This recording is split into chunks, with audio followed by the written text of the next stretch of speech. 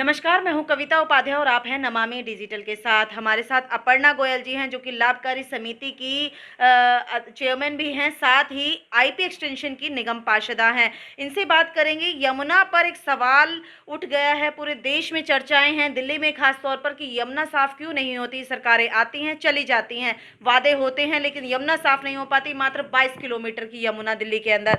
साथ ही ईस्ट दिल्ली की अगर हम बात करते हैं तो सांसद गौतम गंभीर की तरफ से स्पोर्ट्स पर खास तौर पर जो है वो ध्यान दिया गया और उसी पर गिफ्ट भी रखा है बकायदा। और ईस्ट दिल्ली प्रीमियम लीग का जो है आयोजन किया जा रहा है, उस पर भी चर्चा करेंगे। मैम, बहुत बहुत स्वागत है आपका।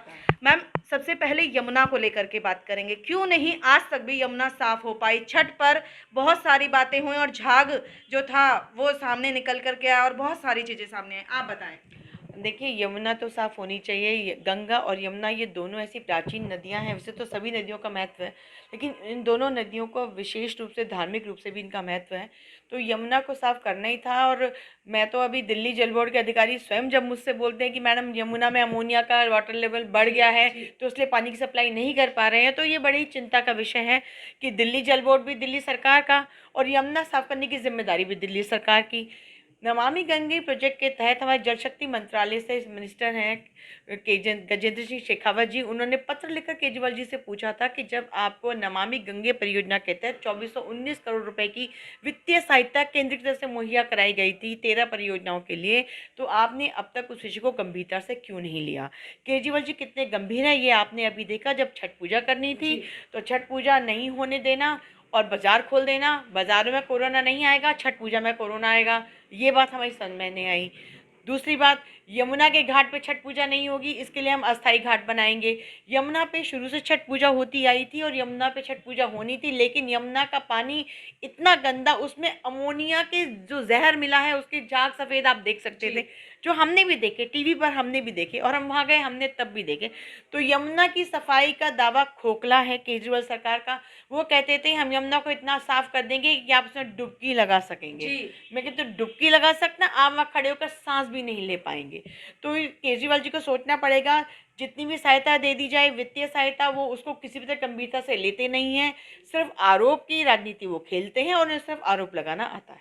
लगता है कि सिर्फ बजट भी दिया गया, सब कुछ दिया गया, वित्तीय सहायता जैसे कि आपने कहा, जिक्र करा, वो भी देने के बाद क्या मतलब नीयत नहीं है या फिर वो उस व्यवस्था को नहीं बना पा रहे हैं, जबकि 2018 में ये बन जानी थी। देखिए, कोई भी व्यक्ति जब वो आए थे राजनीति में तो वो ये कह के आए थे हम एक साफ बदलाव की राजनीति लेकर आए हैं और हम काम करेंगे। हमने काम किया, हम काम करेंगे। अब जब काम करने का मौका सामने आ जाता है तो वो कभी धरने पे बैठ जाते हैं, कभी वो और आक्षेप करते हैं, दूसरों पर आरोप लगाते हैं, प्रत्यारोप लगाते हैं। अगर आपके पास काम करने की नीयत है तो अभी तो सरकार आप ही की है, आपको डिसीजंस भी आपको लेने हैं। जब आपको काम करने होते हैं तो एलजी आपको टोकते नहीं है, जो को काम नहीं करने होते तो एलजी आपको टोक देते हैं, तब केंद्र सरकार आपको काम नहीं करने देती। तो ये जो आक्षेप प्रत्यारोप का है, ये नियत ना होने का ही सूचक है कि मेरी नियत नहीं है, तभी मैं आप पे आक्षेप लगा रही हूँ। दिल्ली की जनता ये जानना चाहती है यमुना कब साफ होगी और कैसे, आपके नजरिए से अगर हम देखें तो। अगर आप हमारे नज़रिए से देखना चाहते हैं और हम अपने नज़र से बताएं तो यमुना ज़रूर साफ होगी। यमुना को साफ करने के लिए ऐसी सुदृढ़ नीयत, इच्छा शक्ति वाले लोग राज्य सरकार में आने पड़ेंगे जो यमुना को साफ करें, जिसका प्रत्यक्ष परिणाम आप नमामि गंगे परियोजना में देख सकते हैं। उत्तर प्रदेश सरकार ने गंगा को कितना साफ किया है, ये एक इच्छा शक्ति है। हमारी केंद्र सरकार की सारी नीतियां, सारी इच्छा शक्ति लोगों को सुविधाएं मुहैया कराने में, छोटी छोटी चीज़ों को देने में। जब वो एक केंद्र सरकार लाल किले की प्राचीर से खड़े होकर प्रधानमंत्री बोल सकते हैं कि मैं शौचालय बनवाऊंगा, जो सबसे बेसिक और मूलभूत सुविधा होती है, तो आप ये समझिए नदी भी साफ करना हमारी ही जिम्मेदारी और हम जरूर करेंगे। निश्चित तौर पर ईस्ट दिल्ली प्रीमियम लीग जो है सांसद गौतम गंभीर की, युवाओं को लेकर के आगे बढ़ने के लिए जो मुहिम उठाई है, उस पर थोड़ा सा आप युवाओं को क्या कहना चाहते हैं, संदेश आपकी तरफ से? देखिए, ये तो बहुत अच्छी बात है। पूर्वी दिल्ली लोकसभा बहुत सौभाग्यशाली है कि उन्हें हमारे सांसद के रूप में वर्ल्ड क्लास क्रिकेटर गौतम गंभीर जी मिले हैं और वो जानते हैं, क्योंकि वो खुद स्वयं क्रिकेटर हैं। उन्हें पता है कि देश में हर आयामों पे काम करना चाहिए। उन्होंने लोगों की भूख पर काम किया। 1 रुपए की जन रसोई थाली वो चला रहे हैं, जी। 4 जन रसोई चल रही हैं ऑलरेडी, और वो अभी भी क्रियाशील हैं कि कोई भी दिल्ली में भूखा ना सोए। कोई भी व्यक्ति 1 रुपए में वहाँ जाके भरपूर पौष्टिक भोजन ले सकता है। इसी प्रकार जब उन्होंने पोषण को महत्व दिया तो वो खेल को भी महत्व देते हैं। आपने हमेशा देखा होगा कि स्वस्थ शरीर में ही स्वस्थ मस्तिष्क का विकास होता है।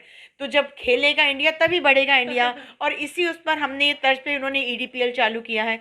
मुझे बहुत खुशी है कि ईस्ट दिल्ली को एक मौका मिला कि जैसे और आईपीएल लीग्स चलती थी भी, वहाँ लीग पे अगर नहीं जा पाए तो कम से कम पूर्वी दिल्ली से नए उभरते सितारे, उन कलाकारों को एक मौका दिया जाना चाहिए ताकि वो अपनी प्रतिभा को साबित करें, सिद्ध करें और देश के लिए खेलें और देश का नाम रोशन करें, जिसके लिए गौतम गंभीर जी कार्य कर रहे हैं। निश्चित तौर पर मैम, क्योंकि चुनाव आयोग की तरफ से भी जनता को एक संदेश दिया जा रहा है, अपील की जा रही है कि आप अपना वोटर लिस्ट में नाम चेक करें या नए वोटर बनाएं।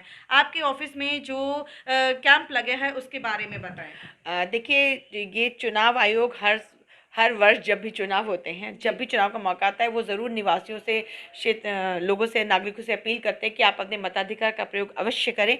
और मैं भी ये आपके चैनल के माध्यम से, नमामि डिजिटल के माध्यम से ये कहना चाहती हूँ कि आप सभी लोग अपने मताधिकार का प्रयोग करें, क्योंकि आपका एक मत आपके मतलब की सरकार बना सकता है, और आपका वो एक मत आपको वो सब सुविधाएं दिला सकता है जो आप लेने के अधिकारी हैं।